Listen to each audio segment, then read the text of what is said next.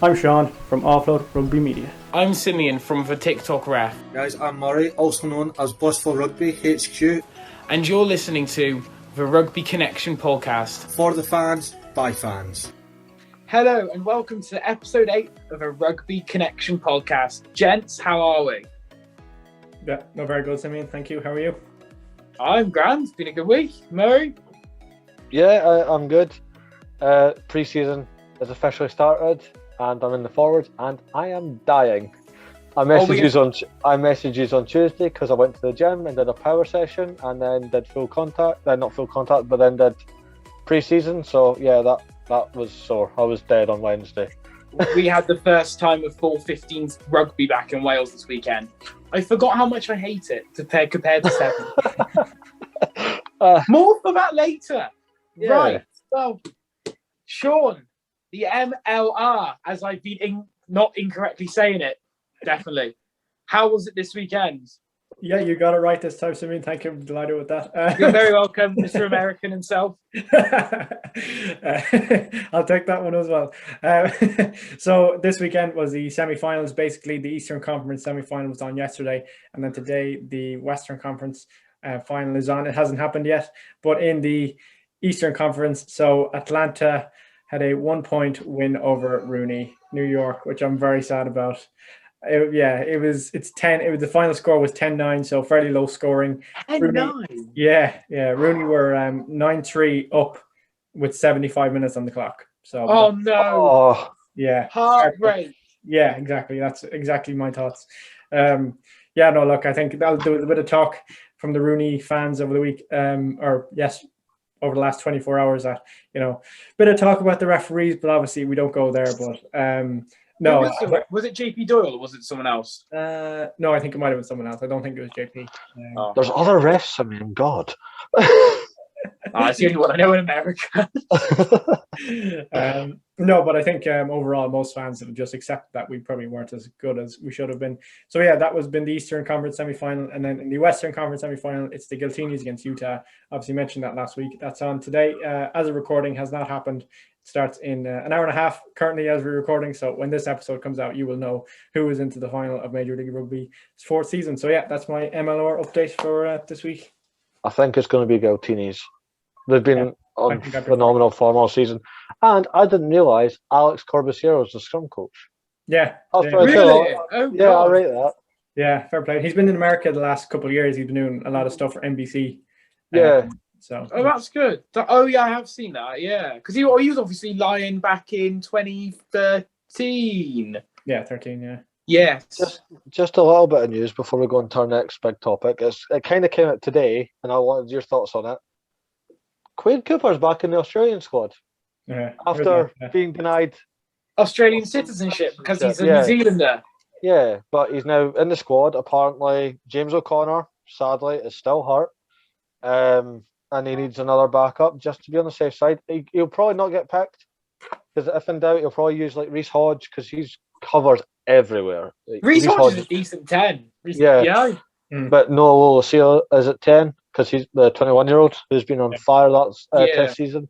But it's just a head scratcher that Quade Cooper left on really bad terms when Michael Cheika was in charge. He never officially retired from international. I always liked Quade Cooper growing up. He's got that lovely step.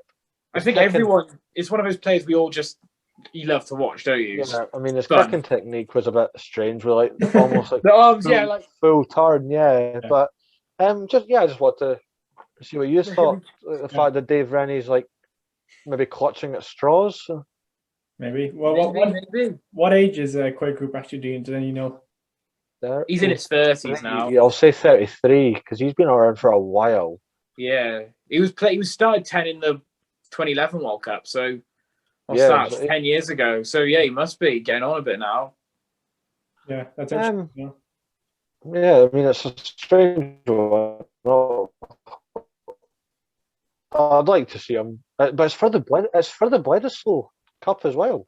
I don't think you're going to try and roll back the years and play Quade Cooper against the All Blacks. I know it worked at that time, but Yeah. Let's see. But sorry, just quickly while you were chatting Australia there, Murray, did you hear that apparently that the Rugby Championship is apparently in danger that because New Zealand shut their borders or something there recently? Yeah, Well, of course they have. I mean, New Zealand and Australia. We discussed it in an interview that's coming out on Thursday with Harvey. New Zealand and Australia's out of the Rugby League World Cup. They've withdrawn from it. Oh yeah. Yeah. Because because of welfare and player safety. And So what they said is because it's in the United Kingdom, they believe it is too unsafe because obviously how the governments work, they're very harsh.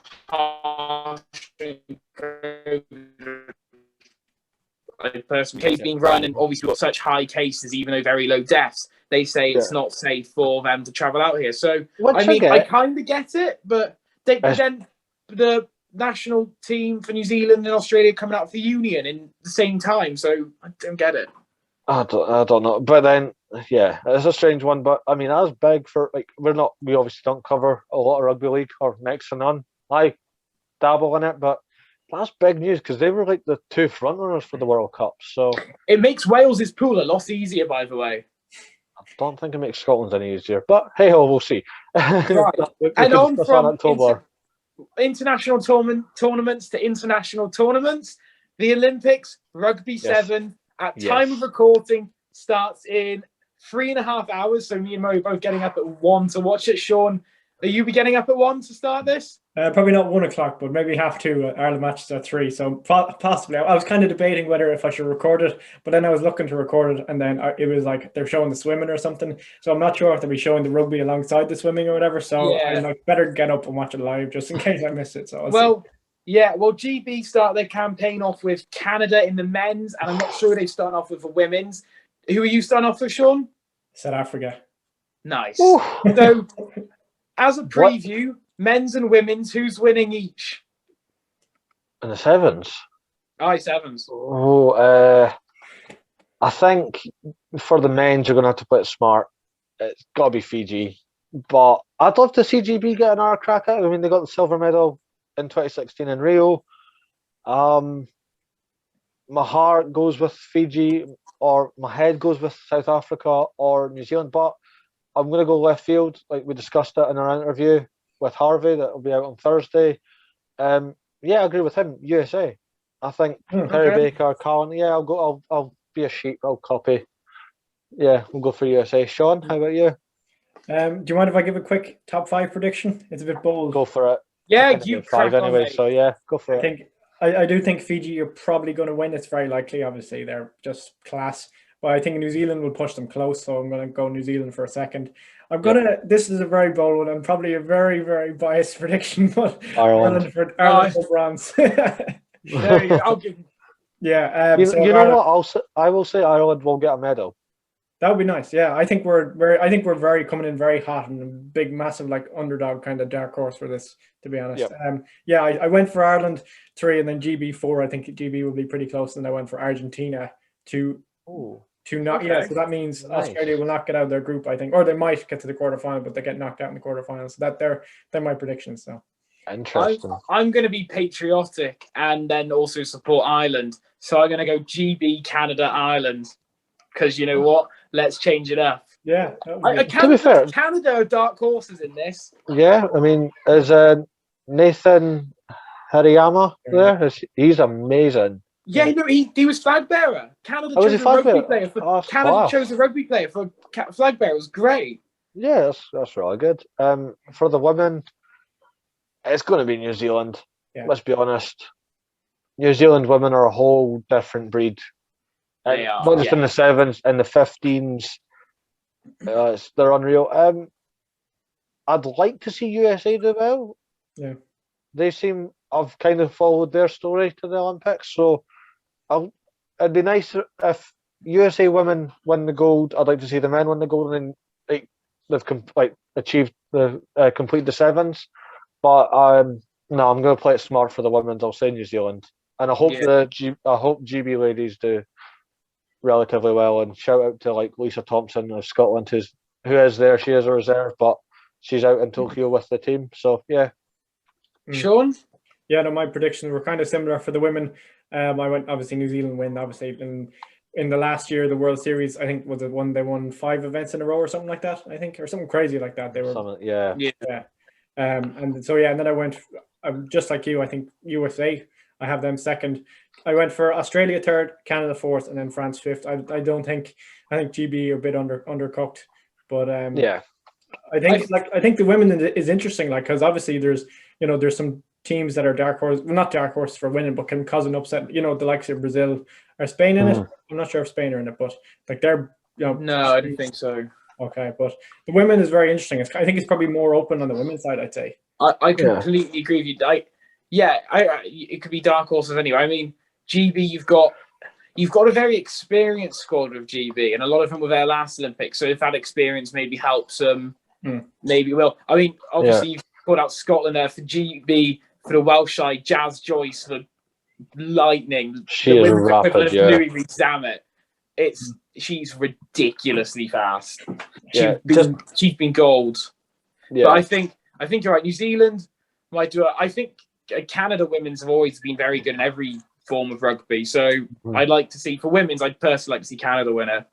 Yeah, that's fair. Just a quick Olympic topic question, just for fun. Apart from rugby sevens, because we're all rugby lads, if you got to be an Olympic athlete, what sport would it be for? Well, I do reffing for sevens. You can't ref. I'll play sevens then. I'd be sevens. No, you can't be sevens. There has to be. I can't do sevens. All right. I didn't say make that clear. You can't do sevens. I did make it clear. I'm tone deaf. Yeah, hear what you want to hear. You see what I want to see as well on the pitch. That's why he's referee, Murray. That's why he's referee, exactly. Yeah, you cannot be a sevens player or referee. You have to be a competitor at the Olympics. What sport would you be? And why? 100 meters, because I used to do a lot of sprinting, or long distance cycling, because I'm doing that next week. Because I'm doing like on the road. Yeah, like the road cycling. It's been on last couple of days. I'm doing the big cycle next week. So yeah, fair enough. Yeah, Sean? One of those two. For me, it would be golf. I know, obviously, it's not the most athletic sport, but no. That's such an Irish response. I love it. No, golf is kind of a weird one. It's not like a massive sport. I'm not even that big into golf. I play a little bit of it leisurely. I'm very terrible at it, but I'd like to be good at it. But obviously, golf, just like rugby sevens, only joined the Olympics in 2016, so it's not really a big part of golf either. But obviously, in 2016, a lot of the big players like Rory McIlroy, for one, dropped out of 2016 because of Zika virus. I know, obviously, this year there's John Ram. He's the world number one. He's out because he tested positive for COVID. So it's really weird. But yeah, for me, just because I won't have to. I think in golf, I think it's fair to say you don't have to stress yourself as much physically. So I'll go for that. Fair enough. Murray, you? I actually discussed this with my parents earlier. I think, as much as I like watching gymnastics, I'm not a gymnast. That's a fact. I've still got an image in my head of you just doing the twirly shit. Well, with the ribbon and no. If I had to do an Olympics, if I got to do an Olympic sport on the Olympics, and it wasn't rugby sevens, it wouldn't have been rugby sevens anyway. I'm not great at sevens. It would be weightlifting. Yeah, I can see that. It's not the stress, because obviously it's heavy weights, so the stress they're putting their body under is unreal. But I don't know. I just sit there like, I think if I trained properly, I could do that. So yeah. So what we've got: someone who wants to just lift something heavy, someone who wants to whack something, and someone who wants to actually kill himself. Yeah. So the Olympics then. I think for obviously it's not in the Summer Olympics, but in the Winter Olympics, I'd like to do bobsled. Yes. Ice hockey. I used to do that. I'm with Sean. I want to do the single skeleton.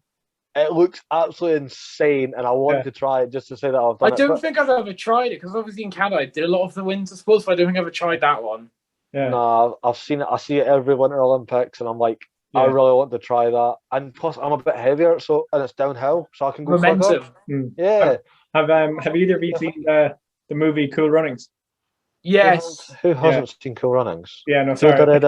Fear the rhyme. Come on, boys. It's Bobsled time. There we go. There's a terrible action phrase as well. Sanka, you dead man. No,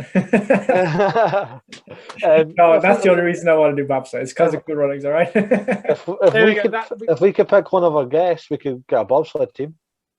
Yeah, Jamaica bobsled team. Come on. We'll bring Harvey. He's been on. We'll have Harvey. Yeah, Harvey's there. Yeah. And there we go. England. There we go. Whole United Kingdom and Ireland. There, I got it right this time. Well, then Sean's got the tough choice. Is he Ireland or is it Team GB? Well, no, because that would only matter if he was Northern Irish. Yeah, I don't choose for Team GB. Come on, Murray. That would. Yeah, no, you can't do that unless you're in Northern Ireland. No, all right. That would never happen. That's okay. Fine. Yeah. Murray, right. Yes. Let's do it where we are together, the British and Irish Lions. Yay. What a game. What a comeback. We won. We did a thing. 1-0 up. We actually called it fun in a weird way. It linked back to the Olympics. The GB won against South Africa in the field hockey. All I spent the whole day was slagging off South Africa. I was watching the hockey, just going like, "Yeah, fuck you, South Africa." All of it. I spent all Saturday doing that. Yeah, I mean, it was such a great game. Very physical, as expected. Cheslin Colby did nothing that game. He was so quiet. Duhan had him wrapped up. Duhan van der Merwe, the one, and I will keep calling him that for this whole series, the one that got away.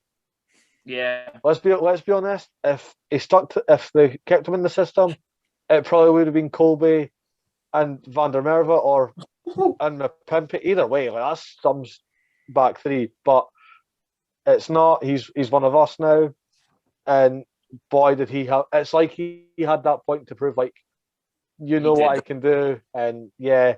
But I noticed something, and I hadn't noticed it as much until this first test. Faf de Klerk is so fiery and temperamental. It's unreal. Like, I'm all up for, like, I thought it was funny when he like pushed against Jake Ball in the World Cup. Like, that's funny, that's cool. But every penalty for a turnover that he's pushing, he's shoving. I think he stood on Ken Owen's chest at one point, and I'm like, touch Ken and you die. I'm like, what is going on? And like, Maro Itoje won a turnover, and Faf's trying to rip the ball and push. And I'm like, Maro's like 2 foot taller than you. Like, calm down, sit down, get a grip. Literally. But you know what? Credit where credit is due. Well done, Lions. I was absolutely buzzing. I nearly lost my voice when Stuart Hogg kicked the ball out. Few talking points. Well, firstly on screaming your arm out. I think I've never had such a good experience watching a game of rugby, and it obviously can't be there. Caerphilly Rugby Club, after the first and the seconds have just played, you're in there. Everyone is slaughtered. Yeah. I was sat with another referee, which made the game quite interesting on my end. And everyone was asking us 101 questions, but you can't beat the atmosphere. A proper Welsh pub, just bang it. Well, the third, and I'm jumping ahead, but the third test, it's the same day as the Dundee Sevens for my club. And the ones that aren't selected, we're going through to Dundee to support the boys' play, get the drinks flowing, go back to the clubhouse and watch the final test. That's just going to be class. But back to the first test. How good was Courtney Laws to start off with? Now, to be honest, there's a lot of this I can't comment because I didn't get to see the game live, unfortunately. Oh, Sean. So that's heartbreaking. Yeah. I feel bad that I messaged you like, yes, and all that. I feel bad now because you're not seeing it. It's fine. I was happy that you boys could enjoy it. No, but obviously there's only so much you can really properly tell from like the highlights because it doesn't show too much. But no, look, fair play Lions, so. Look, I'll leave the breakdown to you guys. I'll let you break it down. But no, look, just class win. That's all I have to say. Yeah, Courtney Laws was he was making carries. He would tackle anything. He was line out pretty solid. He was good. He broke through so many times to the point I was like, "Go on, Courtney, get it done." I mean, you look at Courtney Laws, you don't really think of him as a ball carrier. He's not the best. He's not in that squad to be a ball carrier. But now he is. Yeah, fair enough. And we've already touched on Duhan van der Merwe. Unreal. I know he didn't score, but the meters he was making, It was it wasn't his world's best performance, but he was. I think he was solid. I just think there is improvement still. Like there is always going to be. People criticizing as defense rate. He murdered some South Africans. Go and show me that from that first test. Where did he go wrong in the defense? He didn't. Unreal. I think some other good players you had in there. Obviously, I think I need to mention it. Alan Wynne-Jones. Yeah, unreal. I mean, his story this tour has been unheard of. Everyone was like, will he be there? Well, he captained the side well. And he might, some people went, oh, he's a bit quiet. If you look at the stats thing, he was top in tackles, carries, each line-outs he was solid. He was just everywhere. Speaking as a second row partner for the game, Maro Itoje. I mean, if you need a game to show up and show people what you are capable of, a test match in a Lion series is what that game is, and Maro Itoje definitely did that. And I know me and you disagreed on it, Simeon, but he definitely deserved man of the match in my opinion. No, I think I'd have taken Courtney Laws, but I'll come back to Maro in a bit. I'm not denying he had a class game, but there was some interesting talking points in Maro. I'll come and talk on the ref talk in a bit because it's very much his player. But it was just amazing. I thought Ali Price stepped up. He didn't do anything. Didn't do anything amazing. Didn't do anything wrong. He just had a good game. Quick. Yeah. He was quick, and he got a Biggs played well while he was on. Kept that game solid. Yep. Just a mention of the players coming off a bit. Obviously, Owen Farrell slotting the penalty to give the Lions just that little bit of an edge, which obviously did come very helpful. Obviously, you're going to have a big talking point on this in the ref section, but is it Mr. Hamish Watson? It is Mr. Hamish Watson. Apart from the bit you're going to discuss, he played it amazing when he came off the pitch. I know it can't happen because he's out hurt. I said that I wanted to see him bump off Dwan Vermaelen. Obviously, I can't get that, but he shrugged off Eben Etzebeth, and to me, that's phenomenal. That's class. You're not stopping Hamish Watson. He's unreal. Etzebeth, I've never seen a player tackle so high so many times. Yeah, I mean, he hit Maro in the chin, and I'm like, my God. He did a lot of illegal stuff that game, but we can come into that. Some of the tries were questionable. We'll come back. We'll come to tries in a minute. We'll come to them in a minute. But Shirt Hog, phenomenal from the back. Didn't do anything wrong. He slipped. I'd have liked to see him create a bit more. My only issue with Hogg was that he threw that pass. The one which they could have scored from if it wasn't for the knock on. Yeah. There was a few times he just needed to calm down a bit. But I'm right, and I know, and I think we're going to talk about what we change in a minute, and I'm not taking Hogg out. But my own, he played well, but his high ball wasn't there. No, I think he wasn't. He's not the best under the high ball. I know he's not. But he's capable enough. I'll go with that. He's more than capable under the high ball. I hate to say it because I don't want to see it, and you're gonna Murray, just don't comment on this, all right? I'm just gonna say it, and we're gonna move on. Don't be surprised if you see Liam Williams put in the test team for high balls next week. Don't be surprised. No, I'm not. I was actually expecting him this week, but I don't. I get why people pick Liam Williams. I have said it. If you're comparing the two, he is better under the high ball. I will give him that. There you go. There's a first. I'm actually praising Liam Williams for something. But no, I don't like him. It's not going to change. I can accept the fact he's a good player. So what if in the final test, and it's 2020, and South Africa has won the second test, and Liam Williams scores an interception try, dabs it down under the post? I'd celebrate a try. I wouldn't celebrate him scoring. I'd celebrate the Lions winning. It's like people have asked me if we ever got to the stage where we're interviewing players and all that, and Liam Williams happened to come on the show, would I slag off? Well, no, I'd still be professional about it. I'm not going to be Williams probably get slapped. Yeah, I'm not going to be like, "Hi, welcome to the show. By the way, you're fucking shit." Do you know what I mean? I'm not like that. I'd be professional about it. I'd ask good questions and kind of but I just don't like him. It's not I've explained why multiple times. It's not going to change. Is he a good player? Yes. Do I like him? No. Then it's not. The best part is I know someone who plays for the Scarlets. Nice. And I won't disclose names, but I think I might need to try this now. just the wine barrier. I think it's safe to say that Murray doesn't tune into Liam Williams' live stream that he does on Twitch during the weeks. I don't. Somebody asked me this, like, what do you think of him, like, as like personality? I don't know. I've never heard him speak because I don't like him playing, so I don't listen. Yeah, fair enough. Yeah. All jokes aside, fair play to the Lions. We needed that win. It's so much easier, and especially in a best of 3 series, to get that first win, because then it's South Africa that need to catch up now. They need to now win 2 on the bounce.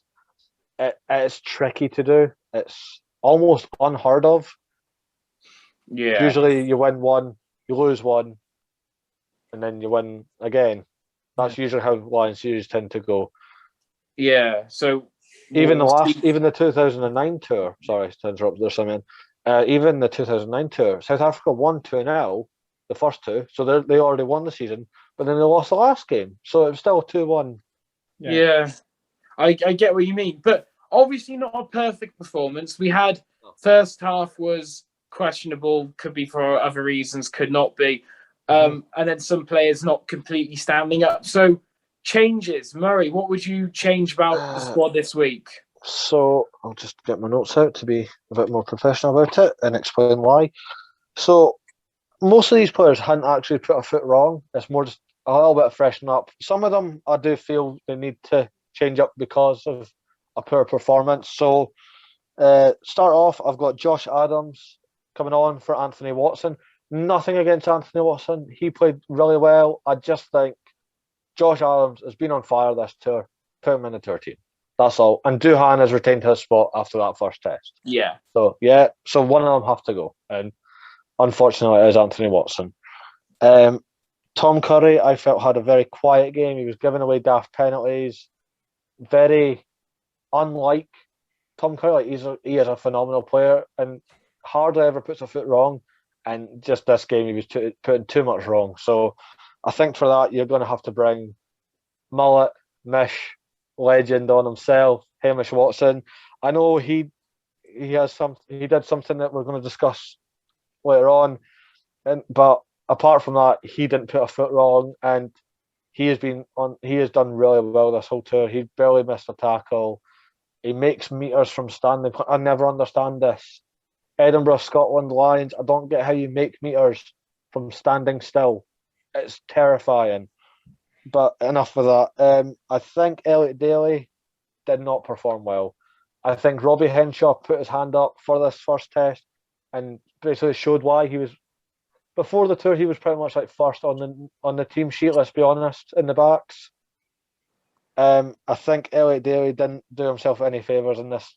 So I think it's time to bring in Chris Harris because he's class on the defence. Him and Henshaw would work really well together, and yeah, it's just nice to see. Last one I've wrote down, it was actually the original plan anyway, but he withdrew late because of injury. I think if he's fit, give Wyn Jones a start. Rory Sutherland again has played really well with the minutes he's been given on tour, but he did kind of struggle holding that South African pack together. I mean, through no fault of his own, it is a big task. Like, everyone knows how strong South African scrums are, and there was a few times you've seen the scrum collapse, and it was on Rory's side. And I'm not blaming him. I'm not pointing fingers at that. It's one of those things. But I think if Wyn Jones is fully fit, start him and have Sutherland on the bench. I know Mako came off the bench and did really well, but he's still not really performed this whole tour. So I've done a little bonus. They're my 4 main picks. The last one, take it or leave it. It makes no difference. Just more of a fresh up. I'd take Jack Conan out, and it's nothing against Jack Conan because he definitely played well and definitely earned that spot. But just change it up a little bit. Maybe put Tulipi Faletau in. Maybe give Sam Simmons a nod, either or. I've not put it down because I don't want that change to happen. I did think Conan should retain his spot, but I'm saying just in case. Yeah. Fair enough. Sean, how about you? Yeah, it's hard. Obviously, not seeing the full test. So obviously, in terms of performance, I can't really comment. But to be honest, what you said there, Murray, I pretty much agree with all of them. To be honest, I'd like to see those players coming in. I was thinking that maybe I'd like to see Tyke Byrne get a start. He's that kind of player, but obviously he's pretty good off the bench as well. So I was going to say initially before we started this episode, I was going to say Tyke Byrne in for Courtney Laws, but obviously you both informed me that Courtney Laws played pretty well, so maybe not so much. Yeah. Hamish Watson in, love to see him start. Elliott probably works well off the bench. Maybe as we were discussing in the episode that we recorded with Harvey coming out on Thursday for everyone listening. And then Josh Adams obviously coming in for Anthony Watson. Yeah, so those are the main things. I completely agree with you, Murray, but obviously didn't see the game. But yeah. Murray, I hate to say it, but I wrote down the same as you. Harris, I think we need Harris in for Daly. Just defensively, Daly was not on par. He was not against South Africa. Daly, I think Daly should be on the bench maybe. Liam Williams did quite well off the bench, and you got high ball specialists coming in to finish a game. So take or leave it. Put one of you either keep the bench the same like that, or drop and put Daly in. You need, if you're not going to have Liam at fullback, you need high ball specialists. So you put Josh Adams in for Watson. Watson had a fantastic game. I just think a few times Adams maybe would have made better game changing moments there. It's no discredit to Anthony Watson because he is absolutely phenomenal. I just think Adams needs to be in there. No discredit at all. I bring the mission. I think you need to put the mission. And then what I would do bench-wise is put Tyke Byrne as the back row cover. So keep put in number 20 and then put Ian Henderson or Adam Beard as second row cover instead. So I move in back one and change that up. Yeah, that would work. And I keep Conan in. I was very happy with Conan. I keep him very much in.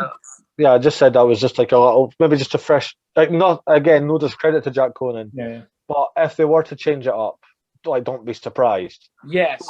I didn't realise you were switching up the bench as well, so I didn't write anything down. But just last thing, I do Wyn Jones. I forgot. Yeah, Wyn Jones will be back in. Wyn Jones, yeah. One change for me on the bench, especially. Again, didn't put a foot wrong in the test when he came on. I'm taking on Farrell out. That's a good point. There's a simple reason. I feel Dan Biggar and Owen Farrell are from the same cloth. They're both very cool, calm and collected. Not like temperament-wise, obviously Owen Farrell's a bit of a hothead. Farrell's temperament is appalling. Yeah. But anyway, I meant like style-wise, they're very cool, calm and collected. They'll kick it goal when needed, which isn't a bad thing. Obviously, it did work in this test, but I don't think not all the tests are going to be the same. So you're going to have Marcus Smith, he's back in training now. He's been given the all clear. He's doing light training as we speak. Finn Russell. He won't make the test. I hate to say it, he won't make the test at this point. He probably won't. But Warren Gatland did say if Finn was not fit by the second test, he's going home, and he's now in training. So even the third test. If we win both tests, maybe put Finn in for the third. But even still, like we've talked about it last week, especially like, if you want to catch them off guard, you need a maverick. Yeah, because like I've just said, like any game of rugby, it's not the same game twice. Yeah, that's fair. So that's my only explanation. It's nothing. I'm not bashing on Owen Farrell. He did well. He did the job when he came on. I just think next week's going to be a totally different ball game. You're going to have a bit. Yeah. Indeed. Right. Now, we've only got one game to discuss. And as a disclaimer, before we discuss this game, this is not me referee bashing. I was sat with another referee and saw a lot of things in a different way. And it's my opinion. The ref and the TMO, who is South African, saw what they saw or didn't see what they didn't see. And so did the AR. So they did their thing. I'm just going to discuss what I think and what's come out and what Nige has said as well, because we love Nige. Sorry to interrupt. Just quickly, that is a big benefit for everyone watching at home, having Nigel Owens as like a special announcer. Yeah, talking. each point by the There's rest. a few That's really things helpful. I disagreed with Nigel on this week. He didn't say everything perfectly, but he is helpful. Now, how I want to do this tonight is you guys saw, or you've seen bits of the game, Sean, and where you've seen it. Ask me what you think of different things, and then anything you miss out, which I think I need to discuss, I'll do it. But I'll go through them quite quickly tonight. But the things you saw in the game, because there was quite a bit. I'll go. Can I go? Yeah. Crack on, Sean. I want what you think on the Willie LaRue disallowed try, but obviously I want you to talk on the forward pass. Well, not forward pass, but the questionable pass. It was a forward pass. Right. So, right. His hand. So there's two talking points. Forward pass offside. So from the angle we got, which was a pretty good angle, his hands went flat forwardish and the ball travels ever so slightly forward. It's obviously very hard to see when the pass is literally a meter away to the next person. So that was kind of like, yeah, it is or isn't. We all called forward in Caerphilly Rugby Club. We're going to call forward. I do think it was forward pass just, which would have then taken out the controversy of the second talking point, the offside. Images came out from Sky Sports today. His foot was in front of a kicker. It was offside. Now, my issue is the clear and obvious. So when there's when they go on field decision try, you need clear and obvious evidence to disallow the try. Yeah. The forward pass was clear and obvious. So I think that was clear and obvious, and that was a forward pass, and that should have disallowed the try. But if you ignore that and that never happened, I'd have given the try. If pretend the forward pass never happened, I'd have given the try because the offside wasn't clear and obvious. They had to get screenshots and everything after the game. So, but it was forward pass. So in the end, it was the right decision. But you get what I mean by that one? Yeah, it was the right decision, but they went the wrong way about it. Yeah. Yeah, it should have been it should have realistically been a scrum to the Lions, not a penalty. Yeah, that's fair. I've got one. Mish? Yeah, we'll go for that. That's not the one I was going to say. Oh, right. What can you go for? It was more of at the time when the game was live, but after I looked at it, it did change my mind. It was the Faf de Klerk try. I was told, until they slowed it down and flipped the camera, I was 100% convinced that bounced off the Toit's hands. And when it slowed down, it didn't. So, well, I have opinion on this. If you agree the Louis Rees-Zammit try was a try, I don't. You have to agree that was a try. If you disagree the Zammit try, you disagree with that try. You don't pick and choose. They had the same incident. I honestly, I couldn't tell you if that was backwards, forwards. It was and I explained it with the Zammit try at the time. Yeah. It literally doesn't state in law if that's a knock on or not. It's the most awkward thing. So that's just, you know what? It's just a fair mess. play. Consistency was held up in World Rugby. They said Zammit was a try. They said that was a try. If that's consistently what that is now, there we go. Fine. That's not a Can I just ask on that? Did Peter Steph did he hit it with his hand or did it just hit off his? It kind of, for the YouTube people watching on YouTube, if you're listening on Spotify, just make it up, draw a picture in your head. So I'll use this as an example, right? So the ball kind of comes off the Toit's hands, I'll do it that way. So that, but it kind of bounces back the way and it comes off his leg. Okay. So which is exactly what happened. It went straight back. Zammit. Yeah. So, but my issue, right? I had an issue though, not with that. I think there was blocking. I thought the player blocked the player in front of de Klerk, whoever was standing up in front of de Klerk, looked like he was blocking whoever the Lions player was there to make a tackle. That was my issue. I think he would have rolled over anyways, but I just thought it looked a bit blocking to me. I mean, I'm with you whether you said if you didn't agree the Rees-Zammit try against England, the Liam Williams try, but Zammit situation, the Zammit situation against England, if you didn't agree with that, you're not going to agree with this, and I don't. So, there we go. so that's fair. And obviously now the mullet himself. Mullet, yeah. So Bly just came out about this and stuff. Before you start, something, sorry to interrupt again. Sam Warburton got proper pissy about this on commentary. If you heard it, I couldn't hear the commentary. What did he say? Obviously, it was a very similar hit to what he did in the World Cup when he got red carded. Oh yes. And when the decision came in, he was like, "Well, you got red carded for that." I'm like, "Oh, you're so bitter." I was like, "Just calm down. That's 10 years ago, mate." And he was just so fickle about it as well. I was like, "You're never going to let that slide, are you?" No, he's not. But right, so my decision would be yellow card. Picks up the player. I mean, there's like an image, and his feet are literally just Leroux's feet are just flying high. And he drives him a bit, but it's not much at force. But he goes shoulder. You can't lift a player up above the horizontal. If you do, you've got to put him down safely. He does not put him down safely. What's the mitigation? No head contact, so it's a yellow card. What has been annoying me is everyone going, "Oh, it could have been a red." It was never a red. There was no head contact. Full stop. Should have been a yellow. Nige came out and said it was a yellow. I mean, if that was a yellow, Warburton should have been a penalty because of how the games were ref back then. But I'm gonna back Warburton. But no, yeah, it was a yellow card offence. Heyman Schwartzen just got back on and on with it. They were very lucky. I think after that, I think after that scare, it was just a penalty. I think Hamish went back to his normal game. Didn't really put a foot wrong after that. I think that was just a bit. Ooh, yeah, right. My one I want to ask you guys about. Okay. The Ams tackle on Elliot Daly in the first minute. Oh, yeah. We haven't seen many angles. We've barely seen an angle of it because, for whatever reason, they haven't shown us it.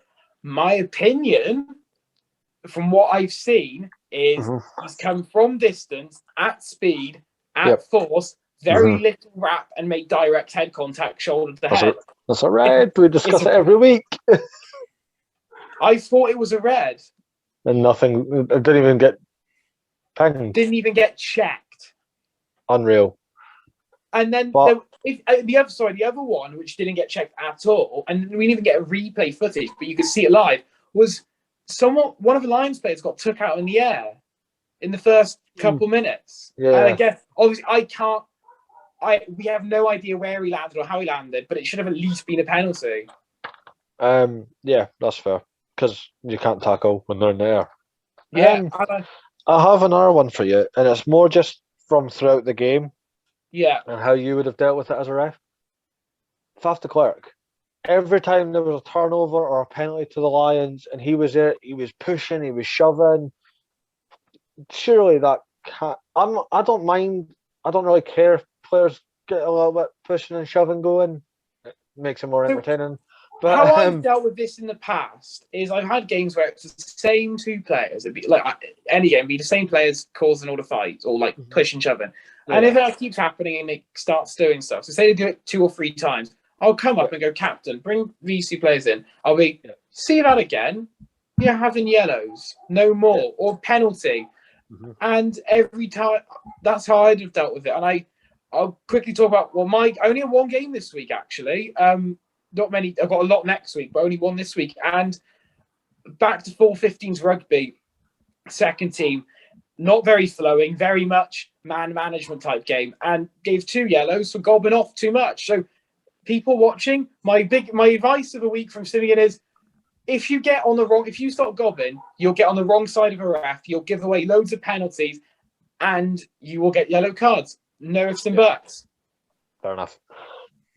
Yeah, I just wondered because genuinely, especially the Maro Toji turnover. I know you did a video on it, like he wasn't really holding his own. Yeah, but then when South African players dove off their feet, so yeah. But as soon as the penalty was given, the referee's right there, and Fast proper shoving, trying to rip the ball, and I'm like, you're just gonna stand there and let that happen. I just go, get away, move away, or march. Oh, you give them 10 meters. If they do that, 10 more meters back. Yeah, but actually, I was just going to ask you that. So, I mean, because that's one thing I think that I don't see referees doing enough these days. I don't think, because I remember, maybe 5, maybe even probably 10 years ago, refs were doing it all the time. Players, if a player was, pushing or shoving after the whistle or whatever, marching the back 10 meters, and players were very kind of more obedient then. But I haven't seen one of them in years, to be honest. That's how long it's been since I've seen a referee do that. This is how World Rugby works. They give them a directive and they hyper-focus on it. So recently the hyper-focus has been head contact and not rolling away. Yeah. And they've been very harsh on those two things. Agree, disagree of how you like it. But I think it's something they need to implement again. I think it was great when they were doing that. Yeah. Absolutely, yeah. And it keeps people on their toes more. Don't throw away the ball. Don't push and shove after the penalty's given. Yeah, it can make such a big difference as well. Like, especially when it comes to being a kickable penalty or not, or, whether you're going to put it in the corner, if you can put it on the 5-meter line or whatever for a penalty kick to touch, whatever, like it can make a big difference and like keep players, as you said, on their toes and more obedient. Exactly. Right. And that's my rant done of that game. Sean, what was your question this week? Question this week. So, question most like comment was from Kyle. He probably the record on this podcast for the amount of name drops we've had. But Kyle's question was he wanted us to name our top 10 current players in rugby. And obviously this was a pretty good question, pretty tough question. Tough question to say the least, I think. But Sean, do you want to kick us off then with it? Yeah, so the kind of way I approached the question was I kind of did current players, but I did kind of mix on terms of form, but also a little bit in terms of reputation, in terms of how good they were, if you get me. So it was tough, and there was a lot of good players left out, but that's just the way it goes. So 1, Dupont, 2, Moanga, 3, Colby, 4, Sammy Radradra, 5, Damien McKenzie, 6, Tyke Furlong, 7, Peter Steph Dutoy, 8, Will Jordan, 9, Faf de Klerk, 10, Stuart Hogg. There were my 10. And obviously, just to name drop a few who missed out, Itoje, Intimac, Henshaw, Jordy Barrett, Justin Tipurick, Josh Adams. They're honourable mentions, but unfortunately did not make my top 10. Yeah, that's it. You didn't even mention me, and I'm heartbroken. That's twice. That's 2 weeks in a row you've hurt me. No, I'm kidding. I am joking. Just to clarify that, Sean was joking last week. I thought it was hilarious. Do not give him hate for it. We laughed. We're friends. It's fine. If he was a stranger and said that to me, it'd be a totally different ball game. But we are mates. He's allowed to say that. I'm allowed a free pass. I'm biding my time on it though. We'll see what happens. But yeah, just in all seriousness, it was a joke. It was taken as a joke. If you even listen to the audio or watch the clip, you see me laughing. I've got quite a dark sense of humour. I could take it darker, but I'm not taking this show down the dark path, so it doesn't matter. So no, but yeah, Sean was taking the piss. I thought it was funny. We all laughed. We all had a joke about it.